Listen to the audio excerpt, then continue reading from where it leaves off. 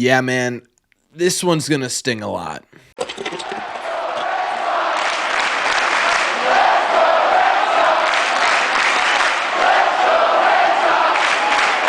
What is going on, everybody? Welcome back to Red Sea Radio. My name is Corbin, and thank you very much for clicking on this one. Look, it appears as though the Red Sox injury train has officially left the station, right? We talked yesterday or a couple of days ago, I can't remember at this point, about a couple of injuries that popped up for the Sox recently.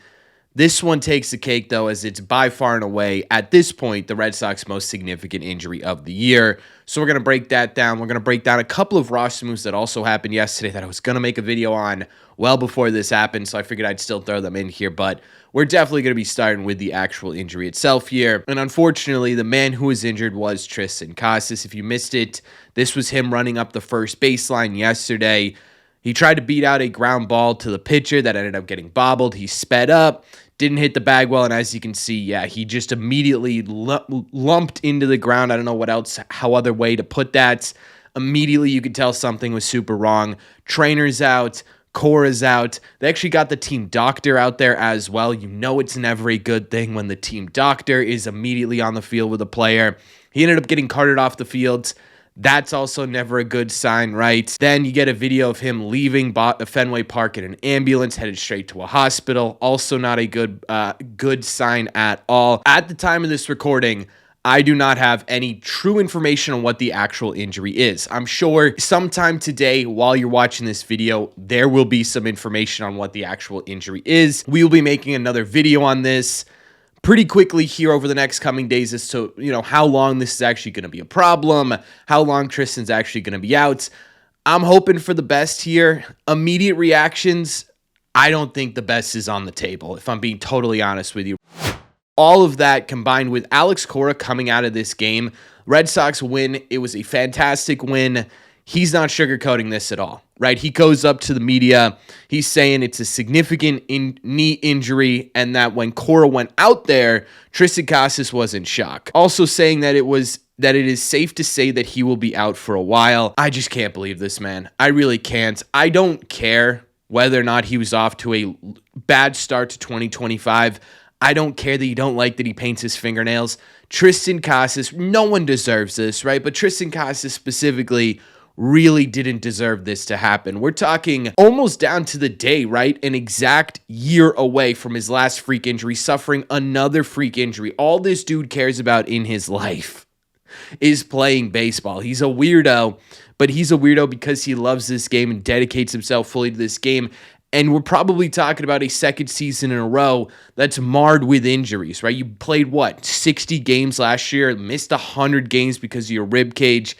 This year, you come in, blank slate, fully healthy. You're ready to go to prove to everyone that you really are the prospect that you were proposed to be, that you really are the guy that you saw in that first year. And then immediately, right, a month into the season, you struggle out of the gate. You figure it out a little bit these last couple of games here. Your swing looks like it's coming around, and then bam, right? Bam. All of a sudden, you're back right where you were last year. It feels very similar to when Trevor Story hurt his shoulder last year, where you sit there and you say, oh man, like anyone else, like you don't want it to happen to anybody, but why did it have to happen to Tristan, right? I want this dude to be on this team. Everyone should want this dude on your team. You should want him to be doing well and playing and staying healthy because he makes the Red Sox a better team at the end of the day.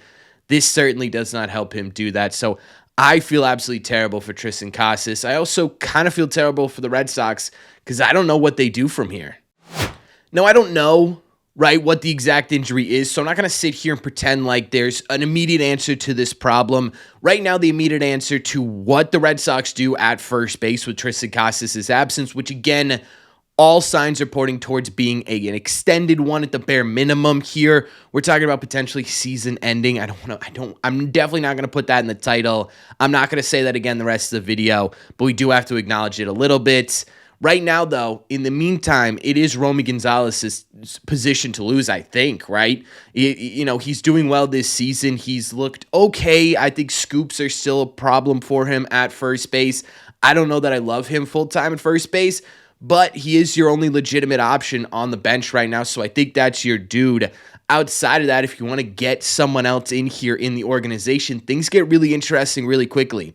Nick Sogart's a legitimate option. He's the guy who spent time at first base throughout his minor league career, had some experience at the major league level last year, not hitting well in AAA right now, but you've seen what he could do at the major league level. Vaughn Grissom, if we're talking straight offensive picks, this is my pick to come up and take over first base in Casas' absence.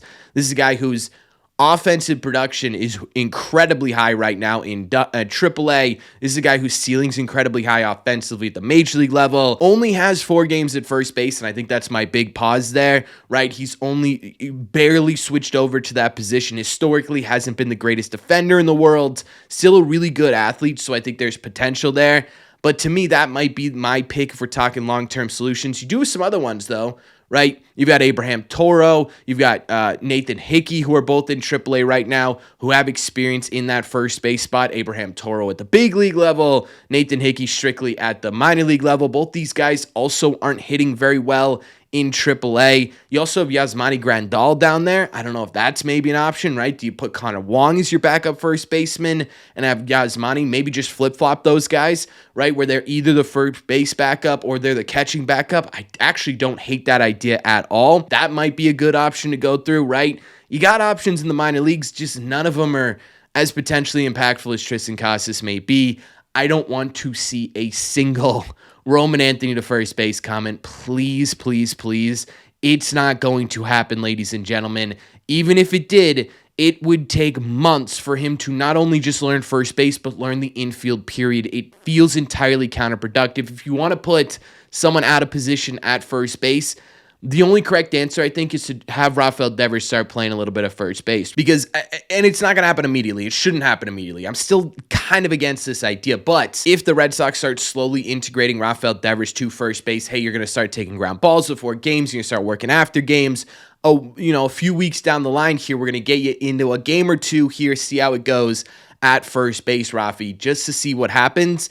That could be kind of interesting because then you could bring out that DH position to a flex position, and all of a sudden, names like Roman Anthony, Marcelo Meyer, they become a whole lot easier to fit on this roster, right? It's a whole lot easier to say, hey, we're going to start rotating our outfield a bit. Say Don, Jarren Duran, Wilyer Abreu, and Roman Anthony, they're all going to rotate through that DH position. Or hey, Marcelo Meyer, he's going to come up, and Story, Bregman, and Campbell, those guys are all going to rotate through that DH position. We talked about this a ton this offseason. You guys know the drill at this point. That's a really, really intriguing option right now, especially if, again, it's a little bit longer than I think we're initially anticipating for Casas to get back here. Rafi, I think, is a legitimate option for first base. I don't know which one is the correct answer. And honestly, I don't know if the Red Sox know which one's the correct answer right now. But dude, it sucks so bad that we're having to talk about this. All I wanted to do was to see this Red Sox team get through a season without a devastating injury. It sucks even more that it's Triston Casas. It would suck for anybody, but basically a year after he finally gets healthy, it happens again. That is absolutely demoralizing. I can't help but feel for the dude, especially someone who loves the game as much as Triston Casas does. There were some other roster moves made. It feels weird kind of talking about him after everything that happened with this Casas injury, right? Feels like news that doesn't need to be covered, but I was going to make a video about this. I do think you guys should know about it, so I'm going to talk about it. Connor Wong is back with the Red Sox. Blake Sable, who also has some first base experience. Please don't do that, Red Sox. Was optioned down to AAA. I'm honestly just happy to have 2 legitimately competent defensive catchers back there. I don't really care what Wong gives you offensively, as long as it's like not 0.01 or whatever. You know what I mean, right? Blake Sable was up here. He was a backup catcher for sure. The Red Sox did not win a single game that he started behind the dish, so real glad to get Connor Wong back. The other one was Walker Buehler is also officially headed onto the IL. That was announced yesterday. Hunter Dobbins will be making the start tonight instead of Walker Buehler, and this is why you build up this depth, right? This is why it's always been such a focus between Red Sox fans and honestly the organization itself in admitting that they need to build up legitimately competent starting pitching depth because now you have the ability to use it.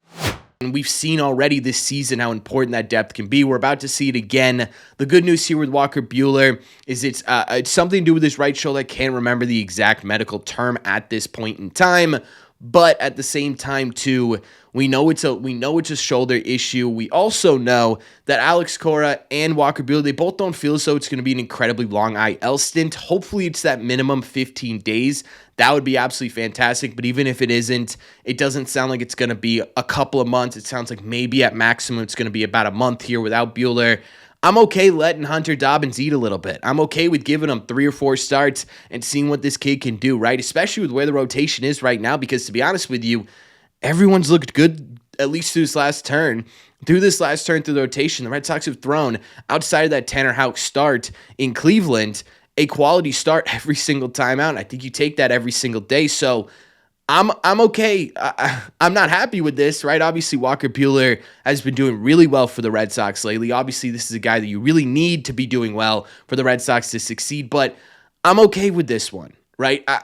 I think Hunter Dobbins has this. I think the Red Sox have it under control, and I think he'll probably be back pretty soon here. I'm not totally worried about Walker Buehler. Another guy you shouldn't be totally worried about is Christian Campbell. We mentioned him in our video yesterday, a guy who appeared to have gotten injured before the game in Toronto. The good news here is it doesn't look like this is going to be an IL stint. Alex Cora even said yesterday that there's a good chance that he ends up starting tonight. If not tonight, he's going to get into games at some point this weekend. So nothing super serious there with Christian Campbell either. Some good news, right? Some silver linings here in the midst of maybe the worst injury we're going to see. Hopefully the worst injury we're going to see from the Red Sox this season. I don't know. There's no words for it, right? I'm sad. I'm heartbroken for Casas. I'm nervous for how this impacts the Red Sox going forward. I'm nervous what the actual diagnosis is. Keep an eye out on the comment section, possibly on this channel if there's something that comes out really big later tonight. I'm going to be away from my computer almost all day today, so we may be a little bit delayed in a second video about Casas, but if it is something crazy and you know, right? If it's something like that, we will obviously talk about it probably tomorrow. Either way, I don't even have words. I really don't have words. I just feel terrible for him, and I'm really worried about this Red Sox team. So let me know in the comment section down below, what do you guys think? What do you think about the Casas injury? What do you think about the solution here? What is it? In your opinion, what's the way to go for the Red Sox? And then what do you think about all the other things that happened yesterday as well? Let me know all your thoughts in the comment section down below. As always, if you made it to the end of this video, do me a favor. Make sure you guys have hit that subscribe button if you haven't already. If you're new here, we talk Red Sox content almost every single day. Also, make sure you guys have hit the like button on this video as well. It just simply helps out a ton, and it's the best way to let me know you're enjoying the content. Don't forget, if you guys want to listen instead of watch these episodes, all you got to do is head over to your favorite podcasting app and look up Red Seat Radio. Thank you all very much for clicking on this one, and I will see you, man, hopefully with some better news. It feels like we've been doing 3 bad news videos in a row here. But as always, regardless, I will see you in the Red Seats.